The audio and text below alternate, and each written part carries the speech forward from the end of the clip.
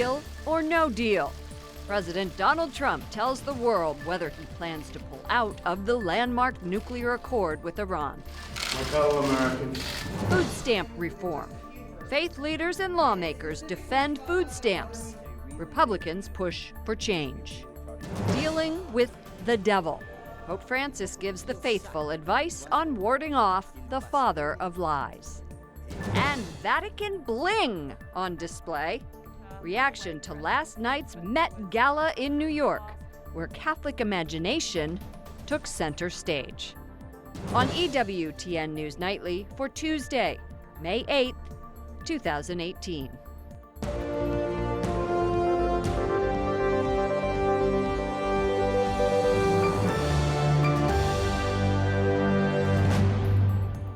I am announcing today that the United States will withdraw from the Iran nuclear deal. President Donald Trump says great things can happen for the Iranian people following his announcement that the U.S. has withdrawn from a global nuclear agreement. Good evening from Washington, D.C. Thank you to those of you joining us from around the world for news from a Catholic perspective. I'm Lauren Ashburn. It's official. The U.S. will withdraw from the Iran nuclear deal. President Trump says we have definitive proof that the Iranian promise was a lie. His decision flies in the face of European allies' commitment to the deal. White House correspondent Mark Irons reports. Good evening, Mark. Good evening, Lauren. President Donald Trump calls the deal defective at its core. The U.S. withdrawal is effective immediately, and the old sanctions in place before the accord are now back in place. The president says America will not be held hostage to nuclear blackmail. Today's action sends a critical message. The United States no longer makes empty threats. When I make promises, I keep them. Before signing off on the sanctions, President Trump said if Iran tries to build its nuclear program, it will have bigger problems than ever before. And if other countries try to assist them, they could also be sanctioned. The president says the U.S. stands with the Iranian people who have suffered under the country's regime. They are the rightful heirs to a rich culture and an ancient land, and they deserve a nation that does justice to their dreams, honor to their history, and glory to God. Many Republicans, including Senator Marco Rubio of Florida, support the move. Others on Capitol Hill are critical. Representative Eliot Engel, a Democrat from New York, says pulling out of the deal now will make a nuclear-armed Iran a much more immediate threat. Former Secretary of State John Kerry, a key player in negotiating the deal, is also speaking out. He says the U.S. would have been stronger staying in the agreement. On Twitter today, the president called on Kerry to back off, saying John Kerry can't get over the fact that he had his chance and blew it. Stay away from negotiations, John. You are hurting your country. It's worth noting, Lauren, the Vatican came out in support of the Iran nuclear deal when it was originally established. White House National Security Advisor John Bolton says ending the Iran agreement sends a signal to North Korea that President Trump wants a real deal with that country. President Trump revealed today that Secretary of State Mike Pompeo is headed to North Korea to pave the way for President Trump's upcoming summit with Kim Jong-un. Lauren? Mark, this was the crown jewel in foreign diplomacy for the Obama administration. Have we heard from President Obama? We have. In a statement released late this afternoon, President Obama calls the Iran deal pullout a serious mistake and warns it will erode America's global credibility. Lauren? White House correspondent Mark Irons, thank you. Iran's president orders his foreign minister to negotiate with other countries to keep the nuclear deal. France's leader says he, Germany, and the United Kingdom don't like President Trump's decision, but Israel praises the departure. Israel has opposed the nuclear deal from the start because we said that rather than blocking Iran's path to a bomb, the deal actually paves Iran's path to an entire arsenal of nuclear bombs, and this within a few years' time. The European Union's foreign policy chief says the bloc remains committed to the landmark deal, saying it is crucial for global security. Joining us now is Blaise Mistal, Director of National Security at the Bipartisan Policy Center and our go-to man on Iran. Welcome to the program. Good evening, Lauren. It's always a delight to be with you. President Trump's Secretary of State and the UN agency that is responsible for disarming or monitoring nuclear pile-ups, if we can go that far, say that Iran has lived up to its promise. So why are we pulling out? Well, it goes to a number of issues, and one is not so much whether Iran is living up to the deal, but what's in the deal itself. So as President Trump laid out, the restrictions on Iran's uranium enrichment program sunset or expire under the terms of the deal, so that within the next 10 to 15 years, they'll actually be able to enrich as much uranium as they want to whatever level that they want, using however many centrifuges they want. And that would bring them to the precipice of a nuclear weapon. They'd still actually be party to an agreement that says they're not going to get that weapon, but they'd be able to do it in a matter of days. And President Trump saw that as an egregious flaw in the deal. But he also painted a broader picture where he said the deal itself contributed to a number of other problems in the region, whether it was emboldening Iran, enriching Iran to be pursuing terrorist activity in Syria, Iraq, and other issues. Well, that's funny because President Rouhani, Iran's president, said that it will enrich uranium more than ever in the coming weeks. Is this going to lead to an armed Iran? So I think the Trump administration is gambling here that Iran will actually want to stay in the deal, that the benefits it gets both from being party to the deal, from doing business with other countries that the deal allows, but also that is going to want to look like it's the good actor here, like it's following the law. That is actually not going to do anything too precipitous and too dangerous in the near future, and that's going to give the United States time to try more diplomacy, to get a better deal, to get a different arrangement that is more constraining on Iran. Let's talk about the nine-dimensional chess that's going on here. President Trump at the same time said that Secretary of State Mike Pompeo is going to North Korea to meet. Here we have him tanking the Iran agreement. What message is he sending? Yeah, so the two are closely related, and I'd point out that President Trump his deadline for making an announcement on Iran was actually Sunday, so he went 4 days early, and we were wondering, why is that? Well, now we know. He wanted to send this message to North Korea saying, look, I'm not going to be scared. I'm not going to be cowed by other agreements. I'm willing to take risks.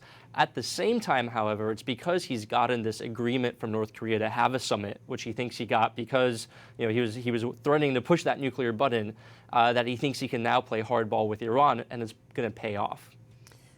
All right, we are going to be following this story very closely. Thank you so much, Blaise Mishdal from the Bipartisan Policy Center. Thanks for having me, Lauren. House Republicans aim to reform the food stamp program to expand work requirements. But some faith leaders are on Capitol Hill and say the proposed bill is cruel. Capitol Hill correspondent Jason Calvi attended their meeting. Good evening, Jason. Good evening, Lauren. Food stamps help more than 40 million Americans buy groceries. Currently, the program requires recipients to work till age 49 with exceptions and loopholes. Republicans want to close those loopholes and increase that age to 59. But Democrats worry the plan could abandon up to 2 million people. For I was hungry, and you gave me food. Progressive ministers and Democrats are slamming proposed changes to the food stamp program. It costs $1.40 per meal to make sure that all of our people are eating. We're the richest country on earth. We're the breadbasket of the world. We invest heavily in agriculture, and we should be able to feed our people.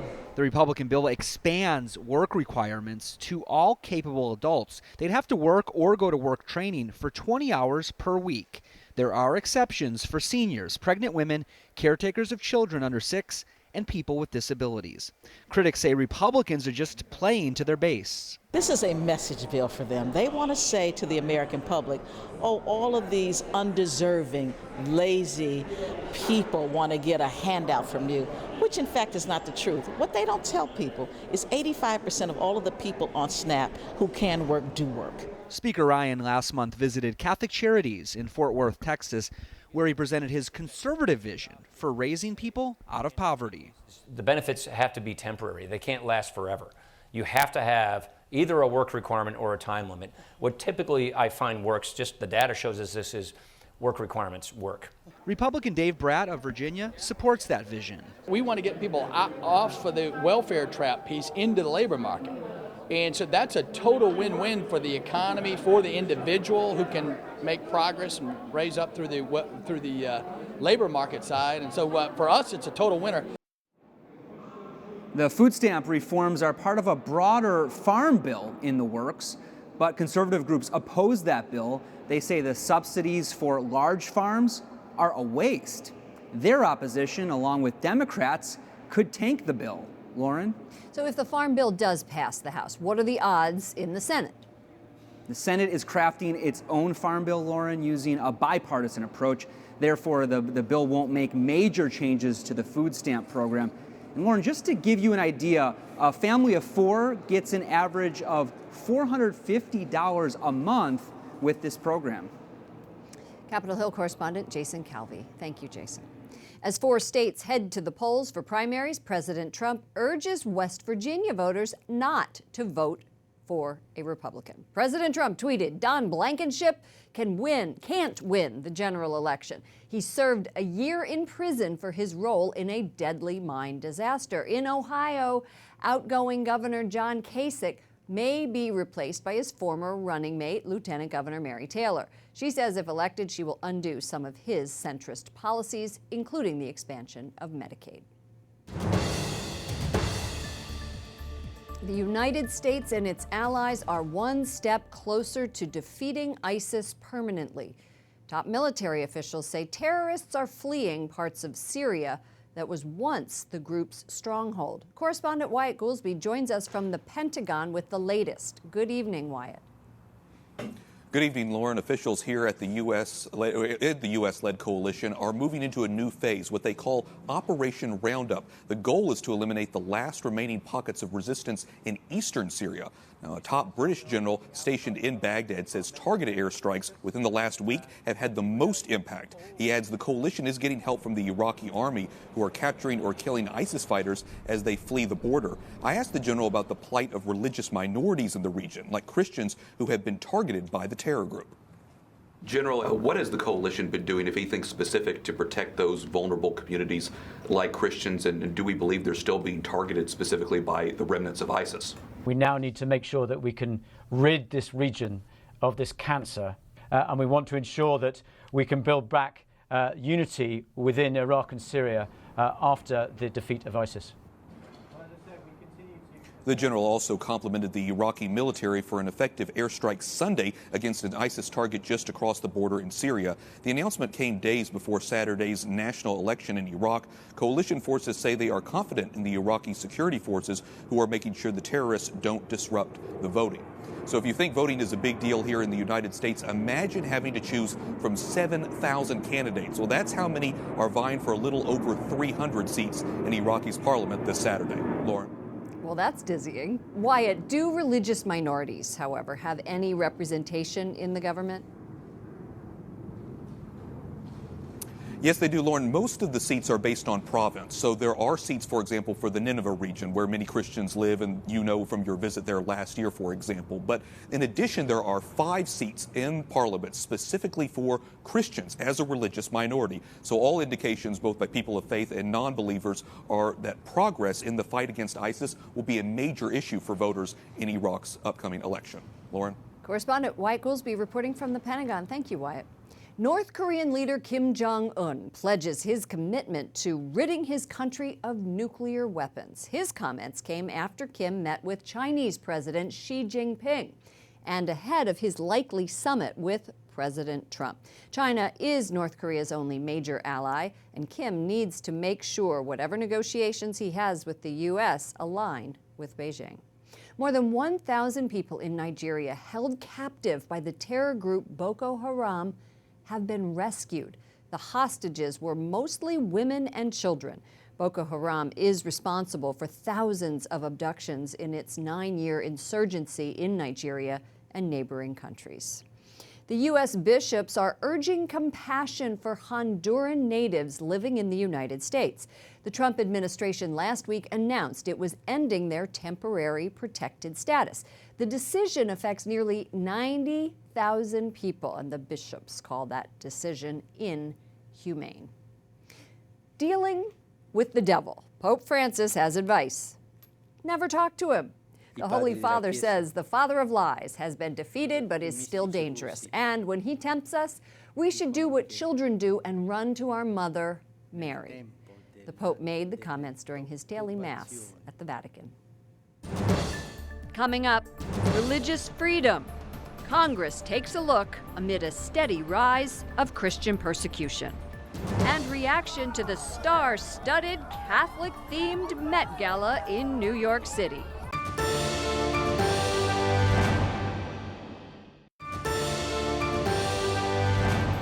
New York Attorney General Eric Schneiderman resigns after 4 women accuse him of physical violence.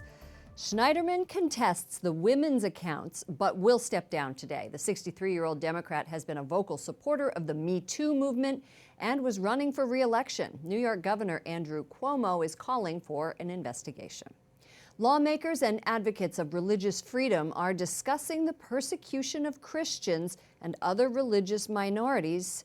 It's happening on Capitol Hill today. A panel of international experts are exploring how to stem the tide of violence and provide protections. One region of focus, India, and the anti-conversion laws in that country.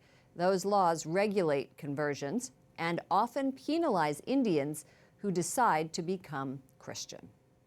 Amazon is barring the Christian law firm Alliance Defending Freedom from its nonprofit charitable giving program. The retail giant says this is due to the Southern Poverty Law Center's designation of ADF as an anti-LGBT extremist group. Amazon Smile allows users to choose a nonprofit foundation to receive a small percentage of Amazon sales. ADF says it's surprised and disappointed to be removed. The firm has won 7 Supreme Court cases. For more on this story, including what ADF's president is proposing to Amazon, visit CatholicNewsAgency.com. Up next, Heavenly Bodies exhibit. Reaction from the Vatican on the holy exhibit that inspired the most glittery and exclusive social event of the season.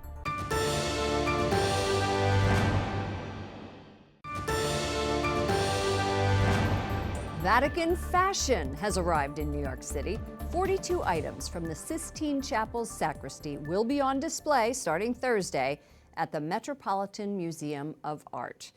The exhibit is called Heavenly Bodies, Fashion and the Catholic Imagination. Many items on display have never been seen outside of the Vatican, including vestments, zucchettos, even a pair of shoes belonging to Pope John Paul II. So, how did this exhibit come about? Bishop Paul Ty joins us from Rome. Welcome to the program. Thank you very much, Lauren. Delighted to be with you. The Met worked with the Vatican for 2 years on this exhibit. Why did the Vatican get involved? I think what happened was that the Vatican early on were approached by people from the Met, and it took a little while for the people from the Met to establish that this was a very serious project, that the intent of the project of mounting the exhibition was to explore the relationship immediately between the Catholic imagination and fashion, but more generally about the relationship between art, beauty and faith. And I spoke with my boss, Cardinal Ravasi. Cardinal Ravasi is from Milan, has always been interested in the relationship between the world of faith and the world of fashion. And he began then very clearly to offer his support for the project. And in practical terms, that turned out to be an invitation for him to write an introduction to the catalogue. I think that introduction is well worth reading. It's available online and explains to people why the relationship between faith and fashion, and then more generally between art and beauty, is so important for the Church. The exhibit is filled with what some people are calling Vatican bling. Tiaras encrusted with thousands of diamonds, emeralds, rubies, papal cloaks and vestments with golden embroidery so fine that it took 16 years to produce them. So isn't this a little bit of a contradiction to Pope Francis's message of style and simplicity and humility? Did the Pope give his okay to this? I think what it shows is that fashion is always related to a particular time. The tiara we're talking about and the garments that are featured in the exhibition are products of another time. And the spirit of the time was to offer to God the greatest creations of human beauty, to present to God what we could in our Catholic imagination produce of beauty and of worth and of value, and to put it before God. I think in our current time we think of things differently. We think also about the importance of simplicity, the importance of service of the poor. So these are objects that we wouldn't use today, that we wouldn't create today, but they are objects that have their own value and speak of that important sense in the human person of giving glory and value to God and worth to God in all we do. So the Pope must have okayed this. He must have said that this is appropriate. No, I don't think this would have reached the level of the Pope. I think this would have been handled at the level of the Pontifical Household and the Office for Ceremonies of the Holy See. I don't think this would have reached the level of the Pope. Very good. Thousands of tourists visit the Met every single day and are going to see this exhibit. What do you hope they learn about the Catholic Church? I hope that in a good sense that people will come to this, and if they read and if they engage seriously with the exhibits, they will be, I think they'll first be stunned by the beauty of some of the exhibits. They'll also see how maybe the Catholic imagination, the fact that we grow up as Catholics in a world that's enriched by celebrations, by liturgies with colour, by smoke, by incense, by candles, that gives us a way of seeing more and seeing beauty in a world that breaking out of the ordinary. And I hope that this exhibition will help people to think a bit more about, to see beyond the surface and to see maybe the intent of the great artists to glorify God and to celebrate God's nearness and closeness to us. Bishop Paul Tye of the Pontifical Council for Culture, thank you so much for joining us. Fascinating exhibit. Thank you. Great. Thank you very much, Lauren. Thank you. Bye-bye. The theme carried over to the glitziest affair on New York's social calendar, last night's mega gala at the Met. A-listers were told to come to the annual over-the-top party in their Sunday best, and many attempted to channel the theme of Catholicism. Let's take a look. Pop singer Rihanna, who co-chaired the event, arrived in an ornate papal mitre and a bejeweled mini dress and cloak. Madonna, who performed her song Like a Prayer, wore a tiara and a black gown with a cross embossed in the bodice. Chadwick Boseman, the star of the blockbuster movie Black Panther, wore an immaculate white suit with gold Baroque crosses. It was a captivating outfit. And actress and singer Zendaya came in silver armor she says was inspired by Joan of Arc. Joining us now is Canadian fashion designer Justina McCaffrey. Welcome to the program. Some of the outfits showed a lot of skin. We're not showing those pictures. You're Catholic. Tell me what you thought about the outfits. Were they disrespectful? I thought that there were a few dresses that were disrespectful. Some of them were really beautiful. I really liked the way that Brooke Shields pulled off her outfit. It was tasteful and beautiful. It was tailored. There's one dress, it was created by Vera Wang, very much like a wedding dress in a sense, but there was embossed, printed cherubs all over the dress, and it was very ethereal. And there was also another one by Ralph Lauren that I really liked. I thought the Vera Wang and the Ralph Lauren dresses both created this sort of the designer trying to achieve heaven through their design, and I think that was really cool for me to watch. Bishop Tye, we just spoke to him from the Vatican, said that it exposes, that this exhibit exposes the beauty of the church to the secular world. Through fashion, do you think that also happened last night? Absolutely. I am really happy that the Metropolitan Museum chose this theme as their theme for the year for the Costume Institute. As a designer, you incorporate your Catholic faith into your dresses. Tell us about that. A little bit, as much as I can. I kind of push the envelope a little bit. I name my dresses after, like, the mysteries of the Rosary, for example. You know, I have one that's Exultate and Jubilate, and some of my American friends who maybe aren't Catholic, they say, "Oh, where's that Jubilate dress?" So I think that's kind of funny. I've always used Catholic imagery. I think that it was part of my branding for a long time. And at one point I wanted to sew in rosaries in all the dresses, but we couldn't quite figure out how to do that and get the dresses through customs because the rosaries I wanted were beautiful little stainless steel rosaries. So anyway, I tried. Why is it important for you to do this, to reflect faith in fashion?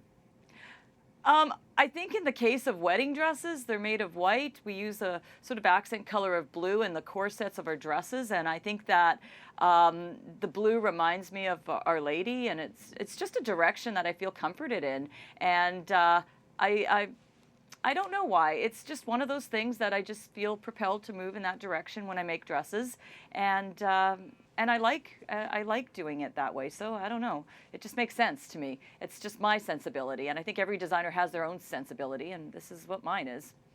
Thank you so much for joining us, Canadian fashion designer Justina McCaffrey. What an interesting idea to put something Marian in a wedding dress. It actually is very interesting.